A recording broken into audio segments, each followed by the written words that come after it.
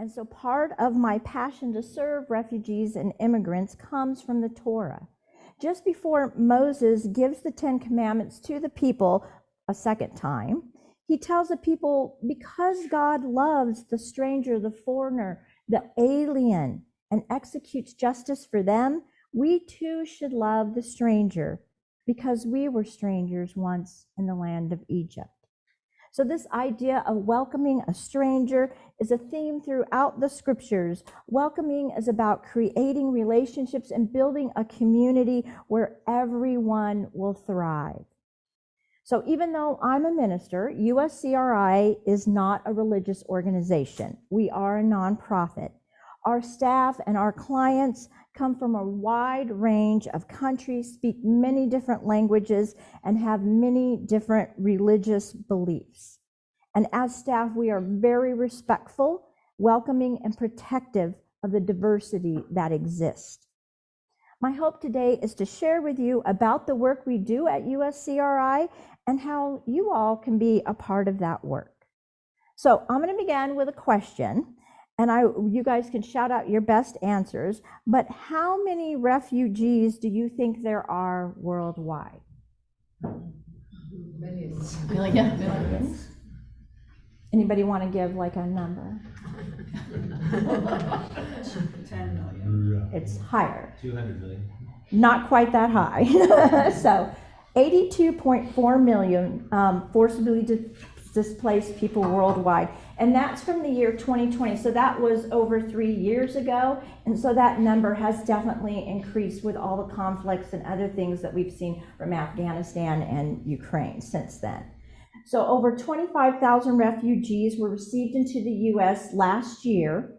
In our office in North Carolina, we had over 300 individuals come to our office to be resettled, refugees that is, and we set up 65 homes for those families.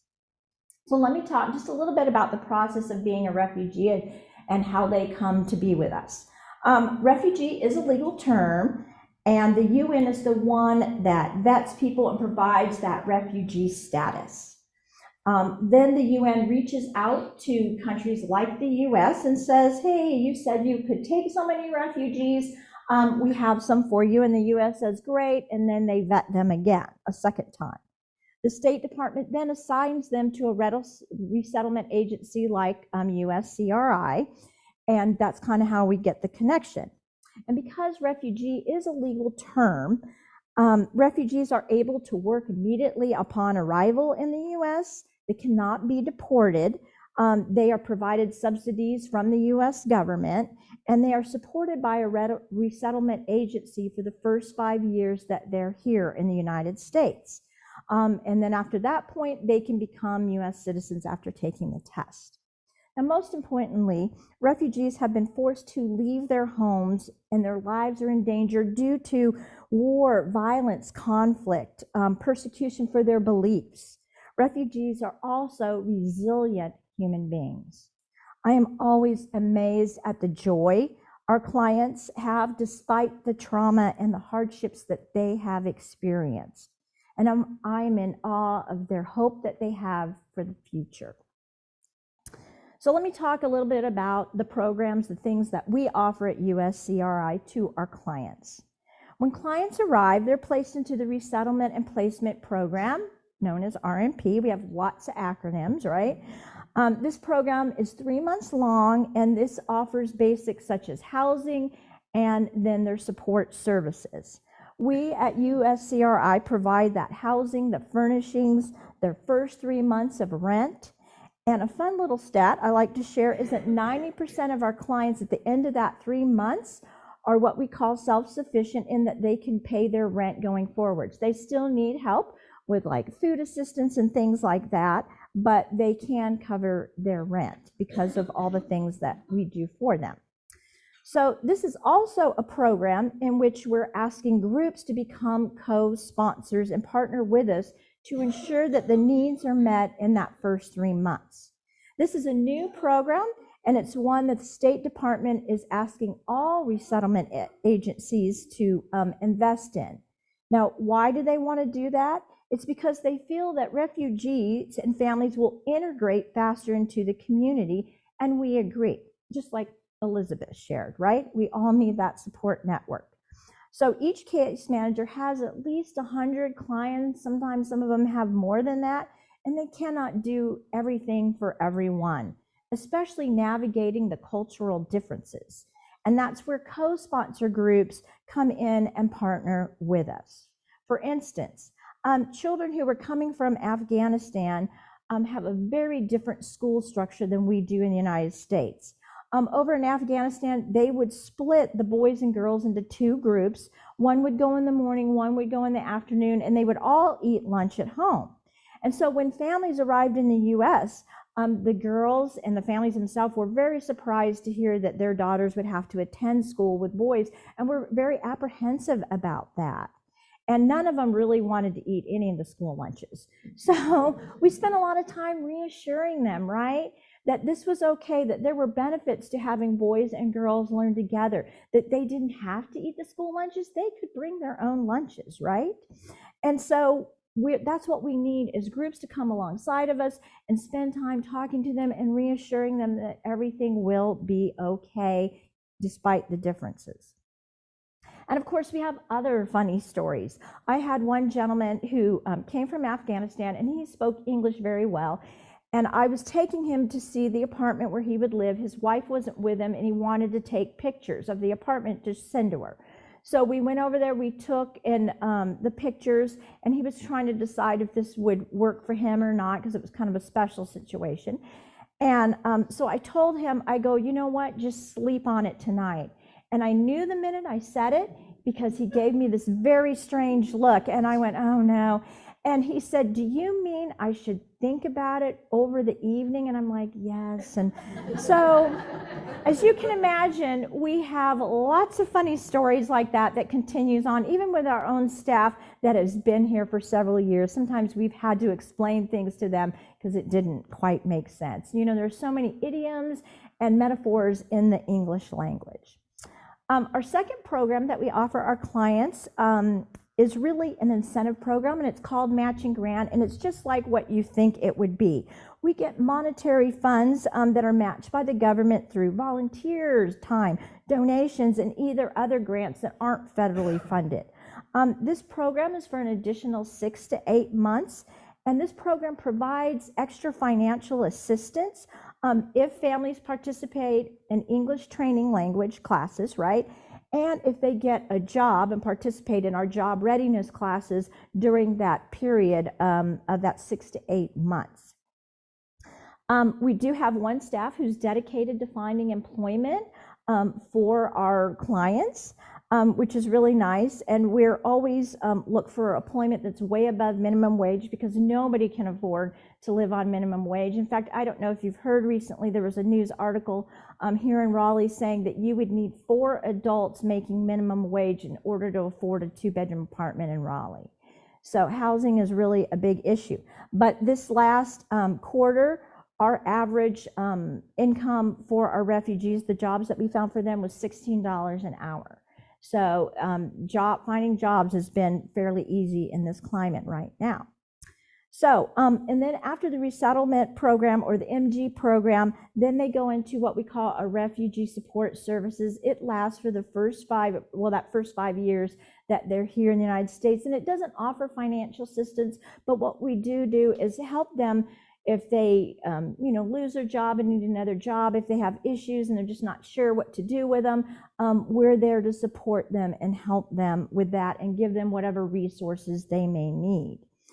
Lastly, we also have a special program called Preferred Communities, and it's really to help people who have special needs. So maybe a single mom or a single dad, or somebody that's facing medical issues, a new baby, something like that. They do have extra financial assistance for them, but they also ensure that they get like the medical health care that they need. We had one woman who is now recovered from cancer, but we walked with her through that process. So let me talk a little bit now about community part, or this co-sponsorship, and this is where you all come in. Co-sponsorship is about coming alongside with USCRI and working together with the refugees' families to navigate the culture differences, to be a friend, to welcome them to our community. And this is really a two-way street, so to speak, because this is an opportunity to learn more about another culture, to see the systems that are at work in our community that are sometimes difficult for others to navigate, and perhaps even find ways to make changes that will help us all.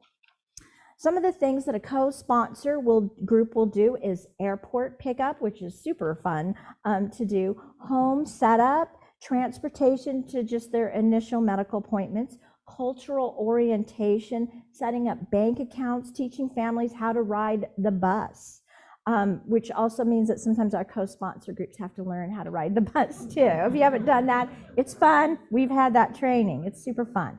All of this, of course, will be done with our staff, right? Our group, we will give our groups the education, the training, the resources that you need to be successful. The one thing we would never do is say, hey, here's your family, now go do these things, and then just leave you on your own. This is truly a partnership. This is also time limited. You will work with the family for the first 3 months. In that 4th month, you will hand the family over to their matching grant case manager. Your responsibilities for partnering with us to provide resources will end, but not the friendship, right? What we would ask you to do is after that, in that 4th month and going forward, that you would do whatever you would do for a neighbor. So I might share with my neighbor that, hey, these people are looking, they have a job opening, but I wouldn't sit down and create a resume with my neighbor, right? So there's some things that you would do and some things you wouldn't do, just being, a good neighbor, whatever that means to you. Our goal for our clients is for them to reach self-sufficiency. Our goal for our co-sponsors groups is for them to be successful in this partnership. The hope is that over the 3 to 4 months that your group will start out taking the lead in doing most of the things where the family isn't doing as much. But then as you're moving to that 4th month, everything should shift. Your group will be doing less and less, and the family will be doing more and more. The co-sponsorship is really about creating relationships and building a community together where everyone will thrive. The point of community is to provide support systems so that there's no gaps for people to fall through and to suffer.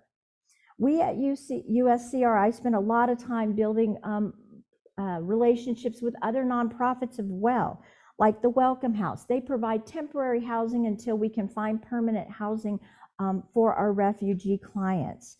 The Green Chair Project, if some of you are familiar with them, they provide furnishings to our families once we obtain that permanent housing. We have a group called Oaks and Spokes, which provides bicycles for adults so that they can ride their bike to work, or even children so they can ride their bike to school if they live close enough.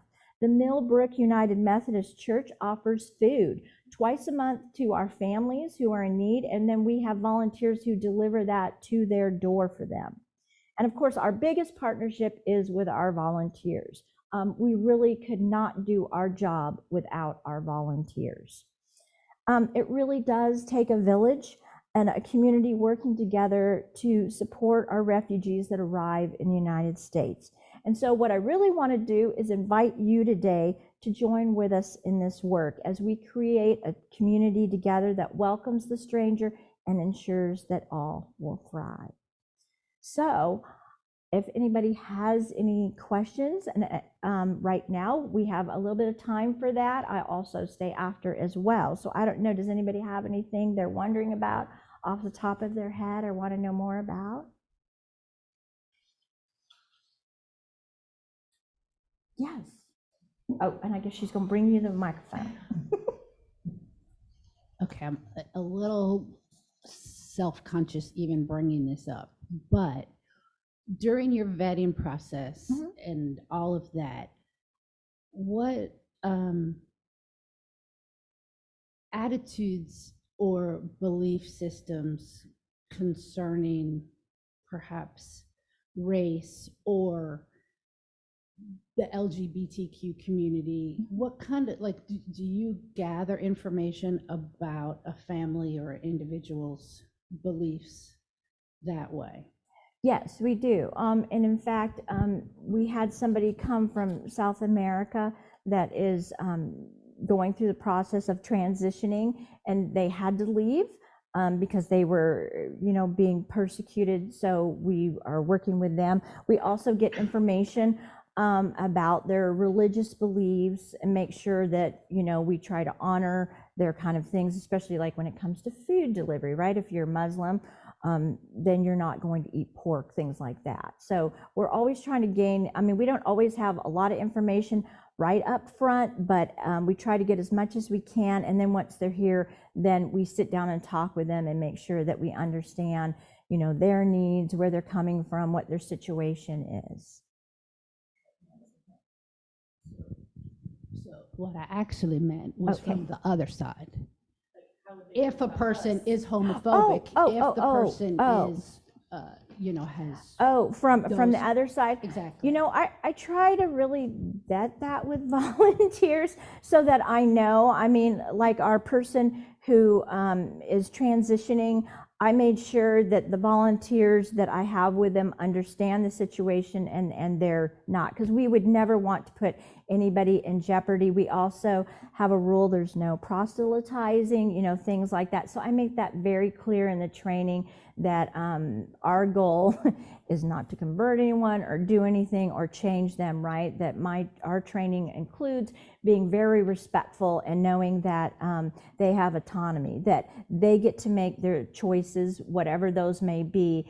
And so we give them resources so that they can make the best choice. And there are times, and we've had clients who make what we feel like are not the best choices, like one family decided they didn't like where they were living, so they broke the lease. And we explained to them over and over again that this is a legal document that you sign, and if you break it, you owe the money, right? But they went ahead and broke it no matter what. But we let them make those decisions, right?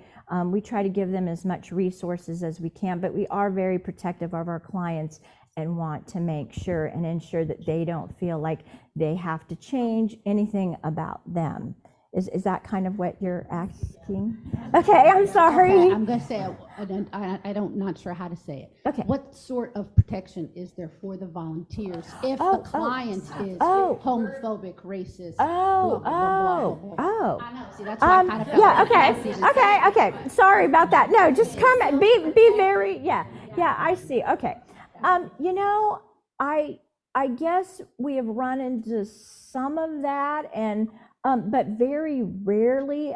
Most of our refugees are they're so involved in their own lives. I'm not sure how much they pay attention to the people who are working with them, right?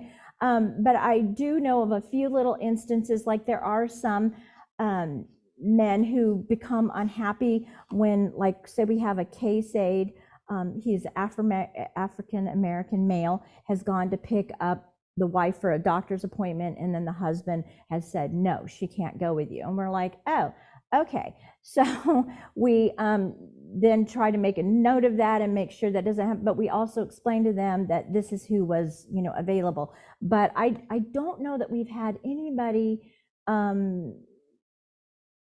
we haven't had anybody that's had any issue. I don't know how much they really know, because I think they have so much going on internally that they're not paying attention to some of those other things.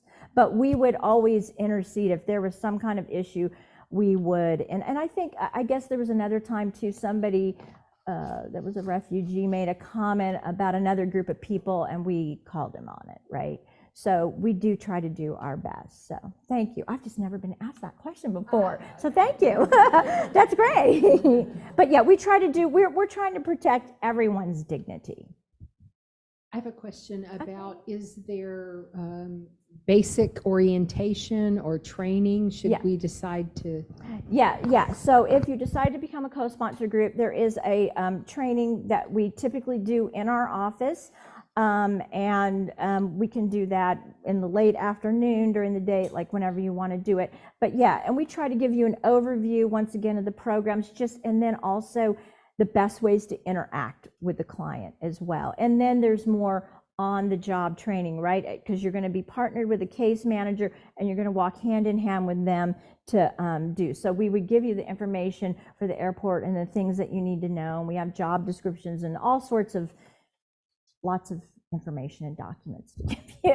So there'd be like a basic orientation. Yeah. And then there would be work assignments. Yeah. And then whatever you were assigned to do, you would be working like with the case manager, is that what you said? Mm-hmm. And so I guess I don't have a question. Okay, well, no, I mean, you did. You asked a question about, like, would you have support and training, and yes, you would.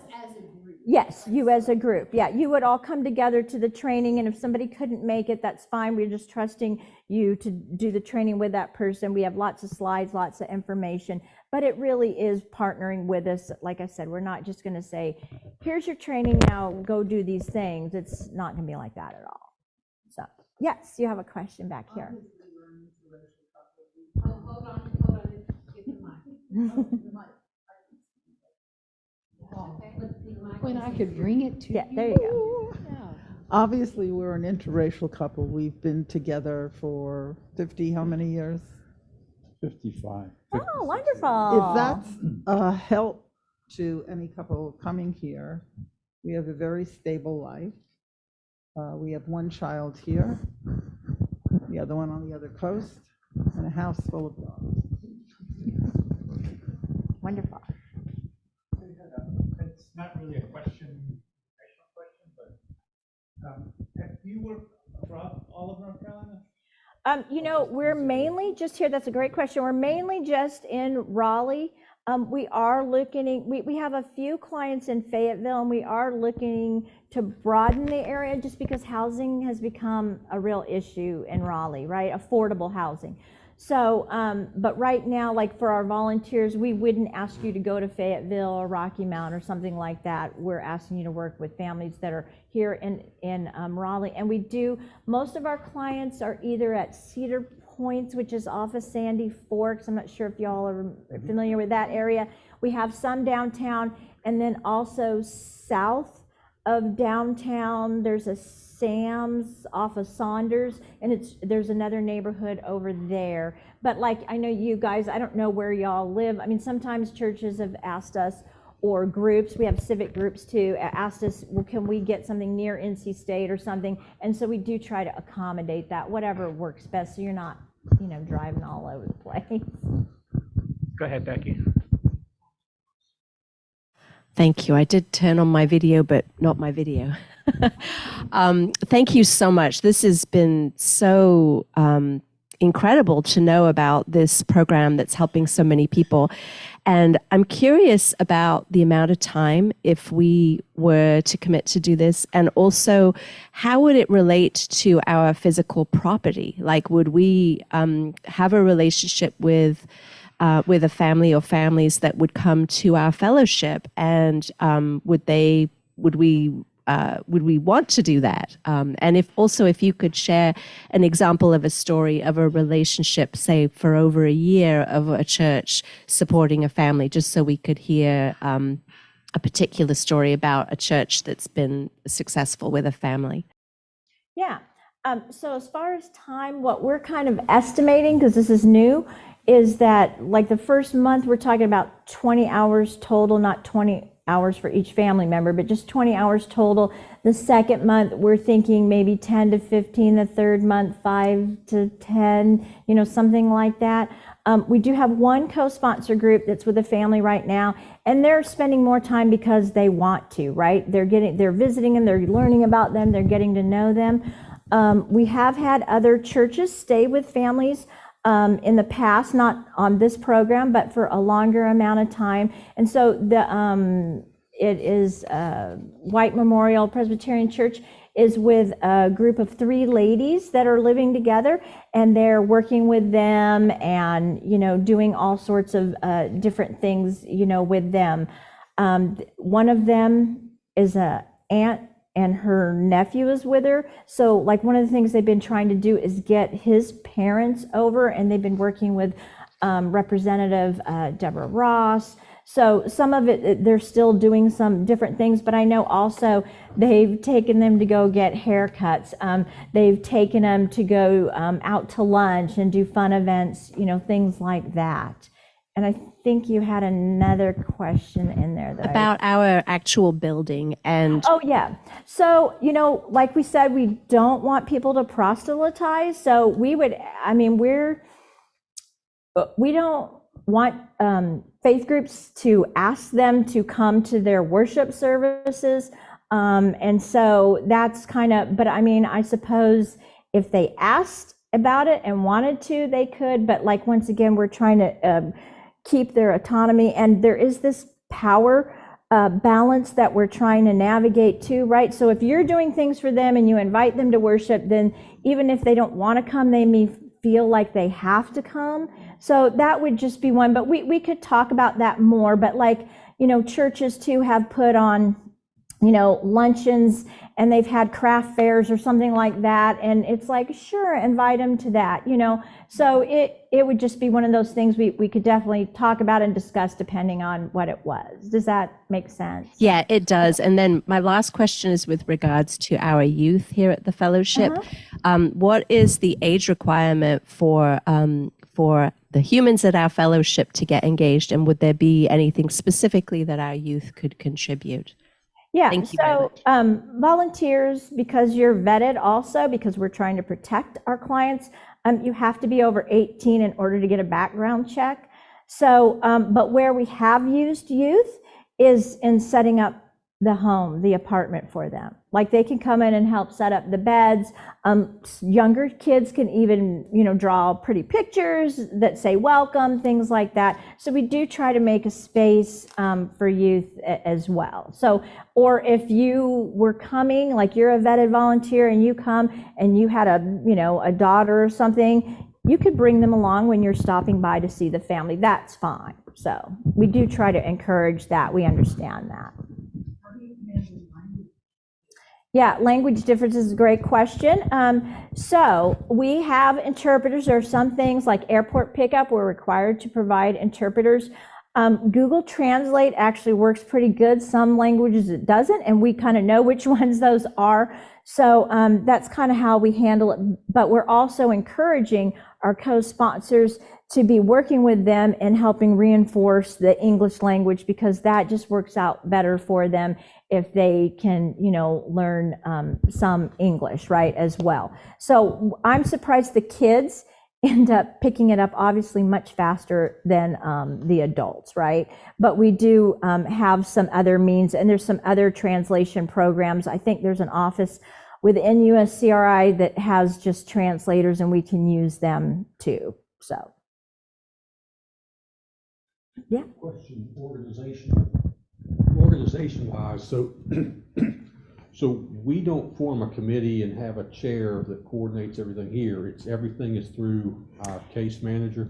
Yes, but you would form a group here, and you would have one person that's kind of overseeing the group, just so that we're all on the same page, right? But then what we've done with our co-sponsor groups is they've created a WhatsApp, which is just a form of communication you can put on your phone. But the group is all on it, and the case managers are on it.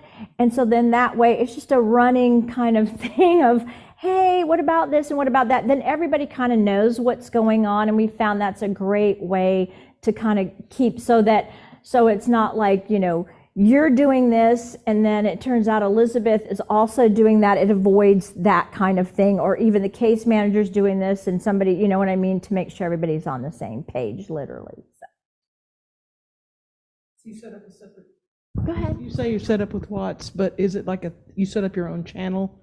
Yeah. So it can be a private, conversation. Yeah, it's not one where everybody's going to see. It's not on social media or anything. Yeah, a group chat. Yeah, thank you. Now, but I know, so you have your own channel. Yeah, you have your own. Yeah. Anything else? Okay. I guess my question as am I the president of the board? Yeah.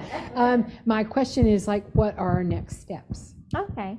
Yeah, and the next steps would be really for you guys decide, you know, if this is something you want to do as a group, and if you decide that you do want to do this as a group, then we would set up, you know, your training. It's one training. It's about 2 hours long, just because it's probably an hour long, but usually people go a half an hour to another hour with questions and trying to just make sure they understand everything. After that, then we start the vetting process, and that usually takes about a week. It's dependent on you all getting me the information that I need. And then you tell me when you're ready for a family, because we're having families come in on a regular basis, and then we'll match you with a family. So it's really up to you. This is very flexible for you guys to start when you want. I mean, I have a group that took the training in February but said they wouldn't be ready until the 1st of June. And it's like, that's fine. So we try to be as flexible as we can with you all. So. How many people have you helped bring into this? You know, last year was, and that was my first year, and that was really different because of the crisis in Afghanistan. And so that we just got a lot more people all in than we usually do. But I think we're set to take 325 individuals as refugees. That doesn't count any immigrants that legal is helping. And then there's also other designations. So like humanitarian parolees and then temporary provisional status. So like the Ukrainians, the Cubans,